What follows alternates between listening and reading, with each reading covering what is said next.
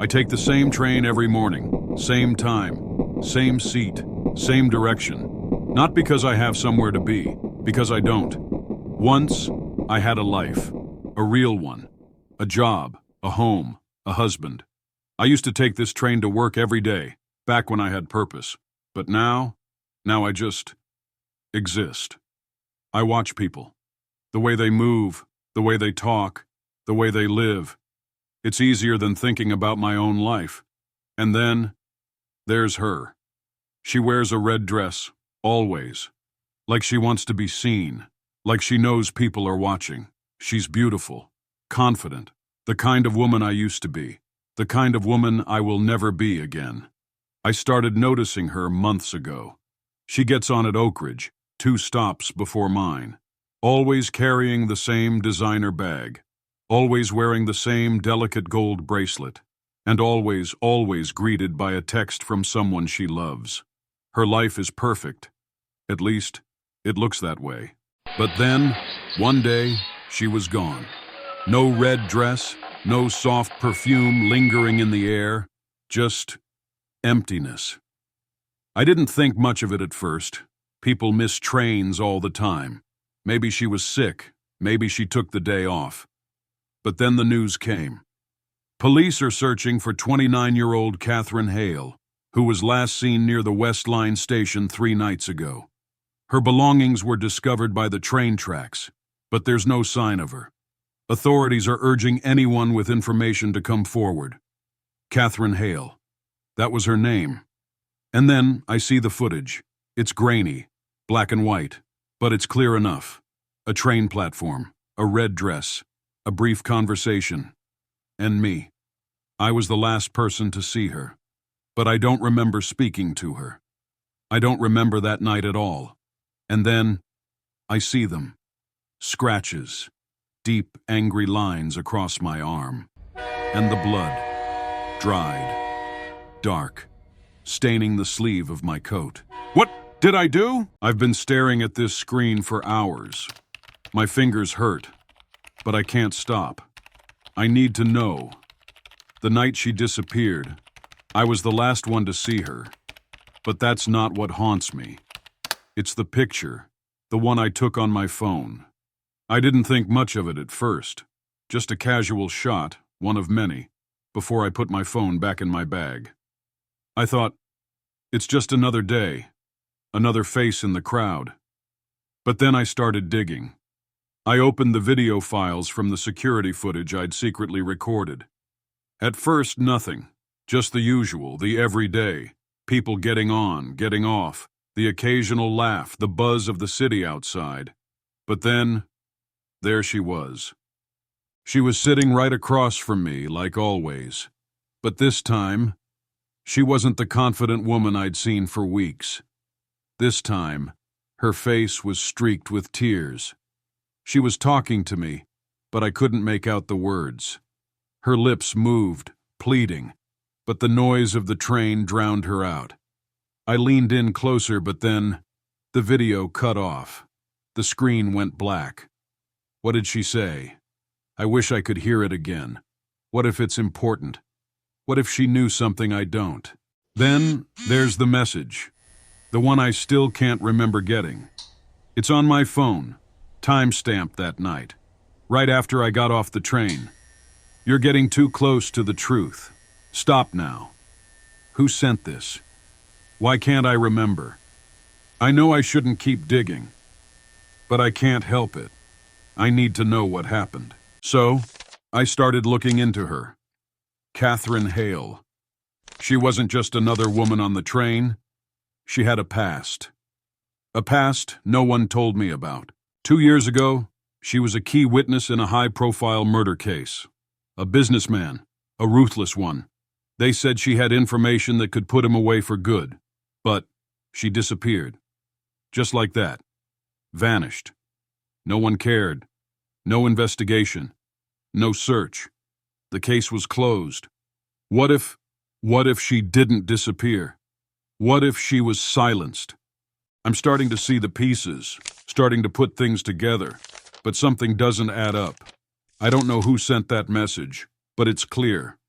Someone doesn't want me to find out the truth.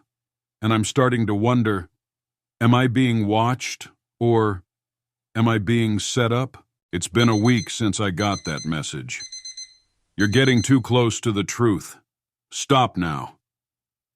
And I thought I could shake it off. But the more I look, the more I feel like someone's watching me. Every time I leave the apartment, I see him, the same man. It doesn't matter where I am, grocery store, cafe, even the corner pharmacy. He's always there, lurking in the background, watching me. I try to ignore it, tell myself it's just paranoia. But then, one night, I woke up to an awful feeling, like someone was in the room with me. My skin was crawling. I looked around. The air felt thick, silent, and then I noticed it. The window was slightly open. I swear I locked that window before I went to bed. But now it was open just enough to let in a draft. And my heart pounded in my chest. Then my phone buzzed. A new message. Stay out of it. We don't want to hurt you. And attached to the message, a photo of me. I was in my bed, asleep. The photo was taken in the dark. How did they get in? I don't know what's happening anymore. I don't know who I can trust. But one thing's for sure. I'm being hunted. I'm not just chasing shadows anymore. Someone is trying to silence me. They've been following me, watching me. They want me to stop digging. But why? The murder of Daniel Calloway, a powerful businessman with too many enemies. His death should have been an open and shut case, except the key witness vanished before she could testify. And the only person who knew her whereabouts? My husband, Daniel. He's dead. He died in an accident a year ago. That's what they told me. That's what I believed. But what if I was wrong? One last record, a classified document. Daniel Calloway, presumed dead. Body never recovered. I thought I was chasing a murderer. I thought I was just another victim in a game I didn't understand. But now I know the truth. I'm not just a victim. I'm a piece of the puzzle. And someone has been lying to me all along. The train, same time, same route, same seat. Every day I sit here, watching, waiting. The woman in the red dress, Catherine, used to sit across from me. But now, she's gone. I lower my gaze. A new message. You shouldn't try to bring back the past. Who sent this? I look up, and that's when I see him. A man sitting a few rows away. His posture, his build, the way his hand rests on his knee, it's all too familiar. It looks like Daniel. No, it can't be. Daniel is dead. I know that. I was at his funeral. But this man, his presence is undeniable. I reach for my phone, trying to snap a picture. But just as I lift it, the man stands. He steps off the train. And I follow. I followed him. Daniel, or whoever he is now. He disappeared into the crowd before I could reach him. But I know what I saw. This. Catherine's flash drive. I found it in her apartment, hidden in the lining of her purse. There are files, videos, documents, and then a photo. Daniel, standing outside a building I don't recognize. But the timestamp. 6 months after his death. Someone is watching me. Catherine, what were you looking for? And then I see it. A single sheet of paper, yellowed at the edges, sticking out from under a leather-bound folder. The ink is smudged, but one word is unmistakable. Daniel. Daniel Calloway, deceased. Cause of death? Vehicular accident. Officially declared? I flip the page, hands unsteady. Something isn't right. And then I see it. Files load, surveillance photos, reports, a death certificate, but next to it, an unsigned document, a deal. They faked his death. My fingers hesitate. My breath comes out shallow. I swipe across the screen. Emily, why won't you believe I'm dead? My mind races. The surveillance footage, the unsigned documents, the faked death certificate. Daniel, he's alive. I swallow hard. My chest rises and falls with shallow, rapid breaths. And then, my pulse slams against my ribs. I'm not alone. Who's there? Silence. My hand trembles as I lift it. A message, no caller, don't turn around. A presence looms behind me, close enough that I can hear the steady inhale, exhale. I grip the edge of the desk harder, fighting the ice-cold terror creeping up my spine. Then, Emily, I always knew you wouldn't let this go. I spin, he's there. Daniel, but not the man I remember. His face is leaner, sharper, his eyes cold, unreadable. The warmth, the love I once knew, erased. I stumble back, my heart hammering. This isn't real. You're dead? Isn't that what you were supposed to believe? I shake my head. No, no, no. You faked it. The accident. The reports. The funeral. Oh, sweetheart. You always were the smart one. And then it clicks. You killed her. Which one? My stomach drops. Catherine, the woman in red. You made her disappear, just like the others. He steps closer. I stumble back. She knew too much. Just like you do now. It wasn't just about faking his death. It was about something bigger. A network, a cover-up, a machine that had swallowed people whole. And now, you're going to kill me. Daniel sighs, almost regretful. I don't want to, but you just had to keep digging, didn't you? My mind spins, fight or flight. My hands curl into fists. I refuse to be another ghost in his story. I run. I barely make it to the hallway before pain sears through my side. I press a hand to my ribs, warmth pooling between my fingers. You can run, Emily, but you know how this ends. I stumble down the corridor, blood leaving a trail behind me. My vision swims, but I push forward. I have to. The alleyway stretches before me. The city glows beyond it, so close, yet impossibly far. I run. I won't let him win, not this time.